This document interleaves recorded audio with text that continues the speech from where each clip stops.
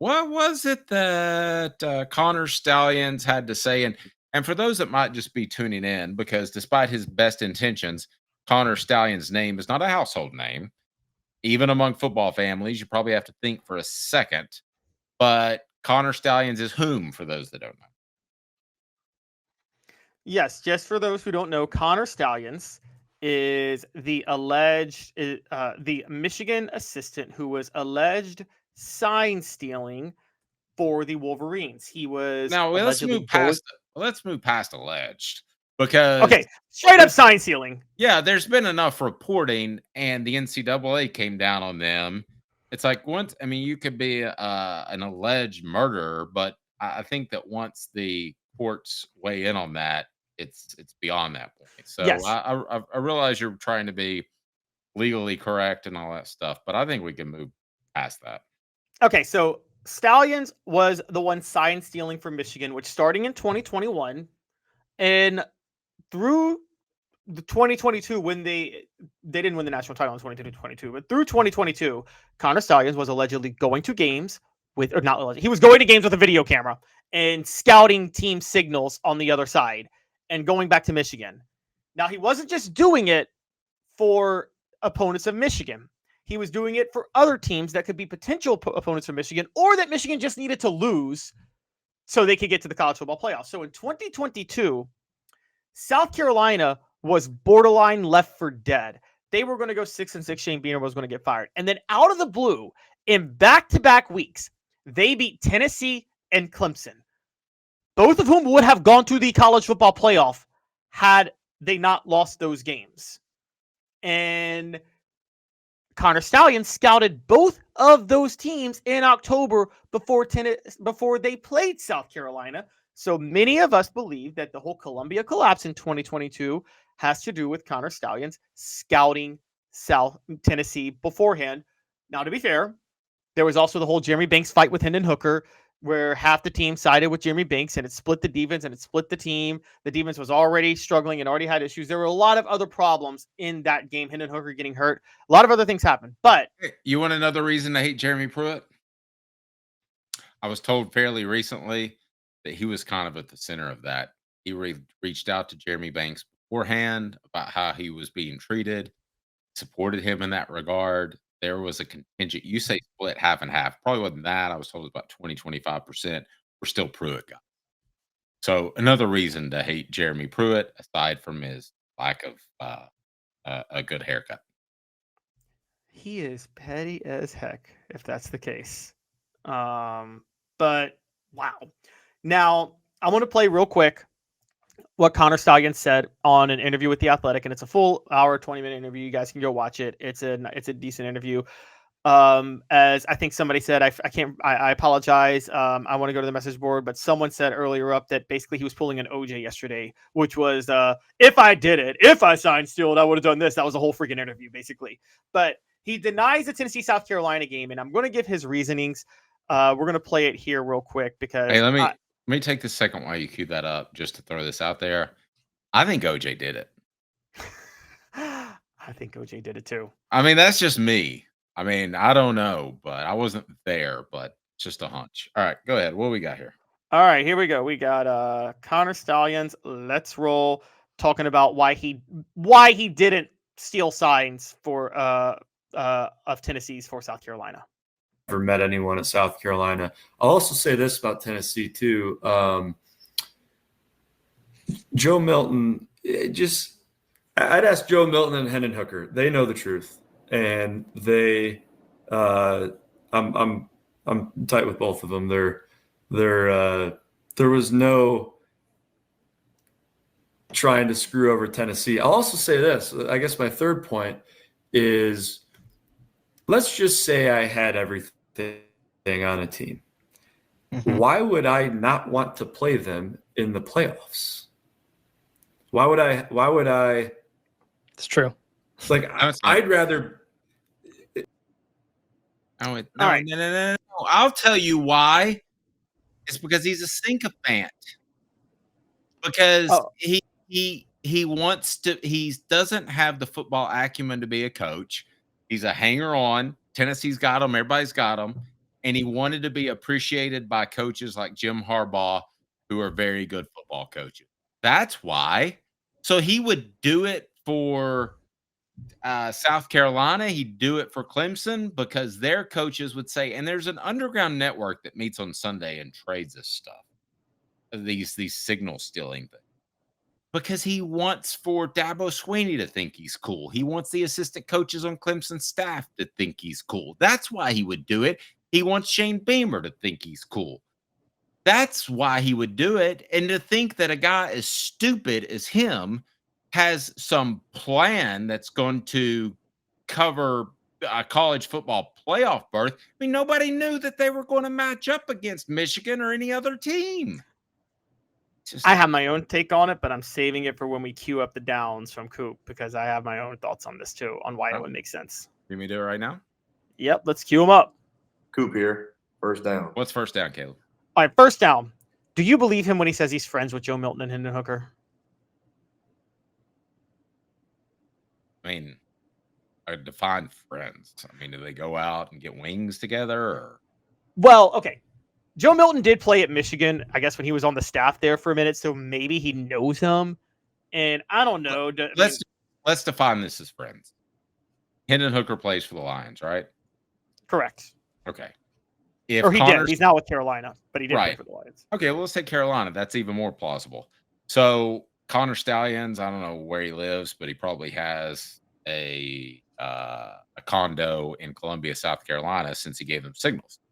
So Connor Stallion says, hey, I'm going to be in Columbia and I could drive to Charlotte. Hendon, do you care to give me a ticket to the game? Me and my paid for girlfriend. Now, the answer is no. If that's the definition of a friend, I don't believe Hendon Hooker is hooking him up with tickets. There are a lot of players I know in the NFL and coaches in the NFL. I don't go to NFL games, but that I could call and say, can I get a couple tickets? And I'd have a couple tickets. I consider them friends. That is not him. So I would say, no, they're not friends.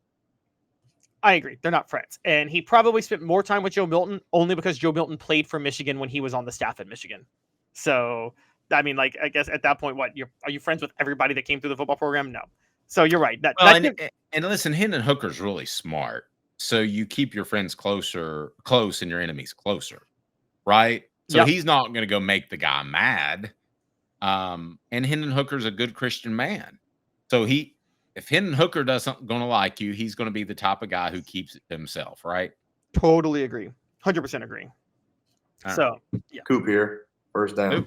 Cooper Mays here. Second down. Second down. All right, and this is what you were talking about. He asked, why would I not want to play them in the playoffs if I had their signs? Well, your point is actually more plausible than mine, but your point is a very good point. He was trying to buddy up with people and do what he could. I have another theory. I think, and for those who don't remember how the playoff race went that year, it came down to Michigan at Ohio State, final Big Ten game of the year. Winner of that game was going to go to the Big Ten title, which they were going to win because the Big Ten West team was terrible. And so the winner of that game was going to the playoff. Remember, they were both undefeated. Yep. Going down the line. Michigan, here's why you would help South Carolina against Tennessee and Clemson. An insurance policy, right, Dave? If they both lose, then you can lose to Ohio State and still go to the playoff. You weren't trying to, like, you would say, he could say, oh, I wanted to play them in the playoff. No, you were scouting them because you wanted to make sure they would lose, which is why you would help South Carolina. So that way, if Michigan does lose to Ohio State, they're still going to the playoff as an insurance policy. Okay. I'll roll with you on that, but I don't think the guy's smart enough to think that far ahead. No, I think Jim Harbaugh put him up to that on that one. That's what Jim Harbaugh was thinking. Yeah, possibly. I mean, I like my kiss up take. The next two downs are bangers, brought to you by Ted Russell Ford, Ted Russell Lincoln. Go to tedrussellford.net, tedrusselllincoln.net. Incredible selection that is unmatched. So have the vehicle you want. Wait till you hear these next two downs. A beacon of hope in a world of high prices. Look to the skies, Knoxville. Super savings is here. Ted Russell Ford is East Tennessee's #1 volume Ford dealer. Right now, get 0% APR, 0 down, and 0 payments for 90 days on select models, plus 2 years complimentary maintenance. Come see the super dealer today at either Ted Russell Ford location, Parkside Drive, or Kingston Pike. See Center Cooper Mays here. Third down. Third down. All right, third down is this. He said at one point towards the end, I don't know much about Tennessee except, they run tempo and they have those wide splits. Well, if you know about the wide splits, you know a good bit about Tennessee then, don't you? Isn't he just lying when he says that? I mean, the whole thing's so. Yeah, I mean,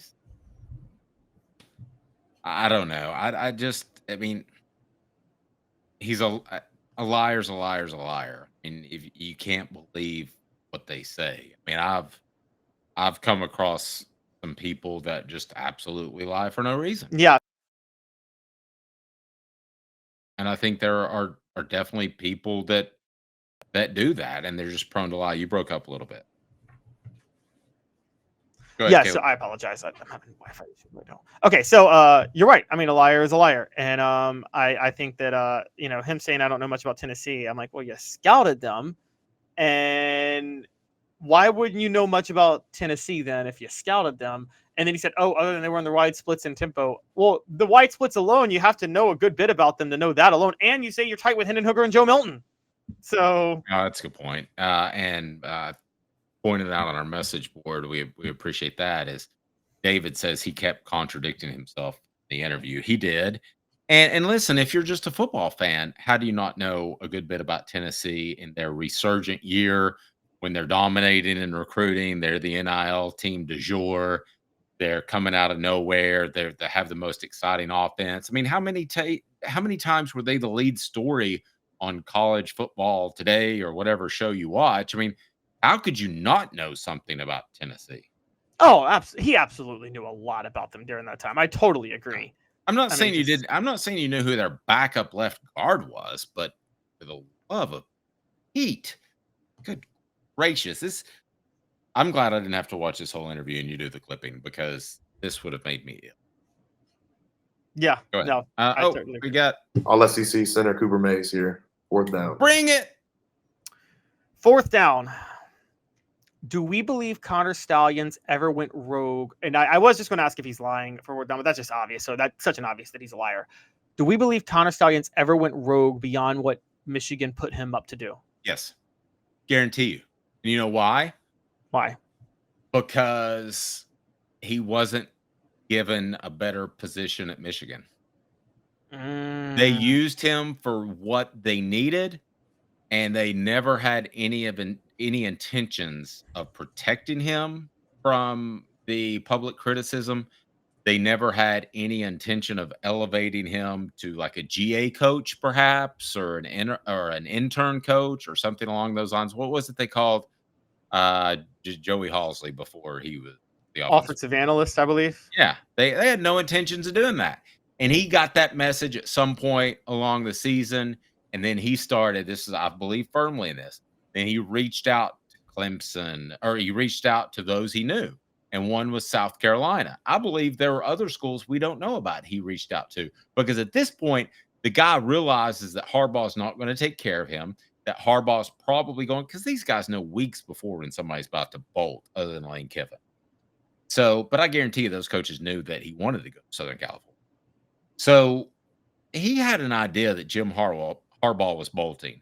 And if you think that Connor Stallions can get in a defensive tackle's face in the NFL and tell him what to do, then I've got some lakefront property in Powell that I would like to sell you. I mean, he had no future, and he realized that. So at that point, he's a free agent, and he prostituted himself to whoever would give him attention. He didn't even necessarily have a promise of a job, but whoever would give him attention and say, good job, man, we beat Tennessee because of the info you gave us. Good job. That's what he was shooting. And maybe a job down the road. Well, then he should have blackmailed whoever he was going to do so he could get a job down the road. I mean, but you're right. He didn't think that far ahead. He just wanted to stick it to Jim Harbaugh. Well, he played himself. He's out of a job now, and Jim Harbaugh's in the NFL. I mean, but either way, like, I'm with you. I think he probably went rogue too. That's a very good point. And I think if you were going to go rogue, you could have played this a lot more carefully than you did, right? Well, I mean, he's a dumb liar. I mean, I don't think you should expect him to play it better. I also don't think that he would have the connections to help him continue to play it better. I mean, it's a guy who has no coaching talent, and he was not going to have a successful career in football aside from perhaps a middle school team. Yeah, I mean, I think you're right, and that really showed in this one. And Let's dumb liars are dangerous. Like well, there's usually among people who play dirty in college football. What have I always told y'all about coaches, guys? There's no Kevin Spacey from House of Cards on them on those staffs. You don't have a lot of Frank Underwoods. let's make it a poll question. Who's the bigger liar? Is it Connor Stallions or OJ Simpson? Who's the bigger liar, Connor Stallions or OJ Simpson? Adam, Connor Stallions fancies himself as an evil genius. He thinks he deserves a high paying coaching position. He's trying to play that in his own twisted Lane Kiffin way. I think he's worse than Lane Kiffin. I mean, as far as the morality end of it, man, I don't doubt that Lane Kiffin would take info from Connor Stallions, but if he called up and said, "Hey, I got this," but I think that Lane Kiffin would rather be successful with his own talents, whereas Connor Stallion had no talent. Yeah, and the thing about Lane Kiffin with me, I never like bringing in Lane Kiffin to things because, Dave, when you were out, Lane Kiffin just kept on taking shots at Hugh Freeze, and he just never stopped. And I thought about this, and I think it's not about whether or not he wanted the Auburn job. And I'm like, I think the real reason Lane Kiffin hates Hugh Freeze, Lane Kiffin, yes, he's very immoral, whatever you want to say, but he doesn't fake being moral. He doesn't pretend to be some like he doesn't hide the fact that he fakes injuries. No, Lane Kiffin. Oh, okay. Yeah, that's what I mean. Lane Kiffin doesn't pretend to be moral. He doesn't pretend like, oh, I'm above the fray and I'm moral. Like, where you have the Hugh Freezes of the world who act like they're moral, and then they're out here getting prostitutes all in the back room. Not to go political, but the reason that the impeachment of Bill Clinton didn't work out so well in '98 was because all the people wanting to impeach Bill Clinton turned out they were having their own affairs. You know what I mean? And so, and it's the same with Lane Kiffin up in here, where everybody wants to moral shame Lane Kiffin, but in coaching there are very few moral coaches out there to begin with. Okay, but I will tell you this: Lane Kiffin is willing to talk because he feels very comfortable at Ole Miss, and he's not going to go anywhere. Okay, so he shared this stat recently in an interview. So Ole Miss has finished in the top 12, and I'm pretty sure this number is correct, 4 times since 1955. Okay, how many times under Lane Kiffin did that happen? 3, right? Yeah, 3. So he knows he's not going to get fired no matter what he does, and the only reason he'll leave is for a better job. So he feels as if he can be the mouthpiece for what the coaching community thinks of Hugh Freeze. And I'm going to go ahead and tell you, at least, I'm not talking about all Tennessee coaches, some were, some weren't, but at least 10 or 12 head coaches or assistant coaches came to me and said, "What do you think about Pastor Hugh?" during his time at, where was he? Ole Miss. Ole Miss. So I'm just telling you that is not Lane Kiffin that's upset about not getting the Auburn job. Matter of fact, I was told he was offered the Auburn day, Ole Miss. So I don't know, but I think there's some gray area.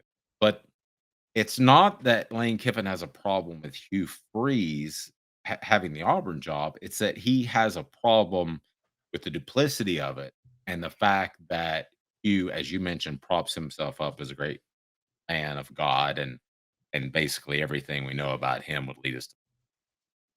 Yes, exactly. We had a message board commenter, I forget who said it, and when I was talking about Hugh Freeze one day, and it was like someone said he's literally a Pharisee. And I thought, no, that's true. And I mean, many of these, it's the same with so many of these mega church pastors. When you see Joel Osteen saying all these moral stuff, it turns out he's hiding gold bars behind his toilet seat in his house.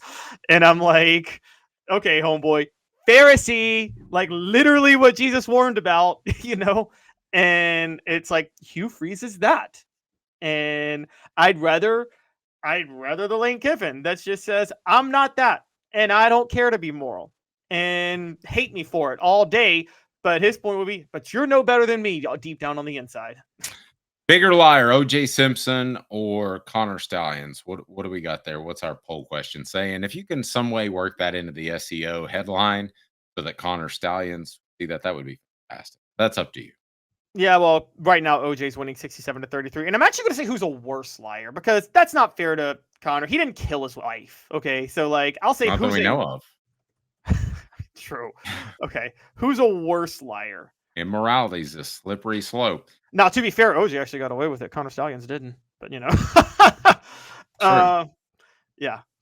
So, but stealing his own clothes back ended up undermining OJ's freedom. What a shame.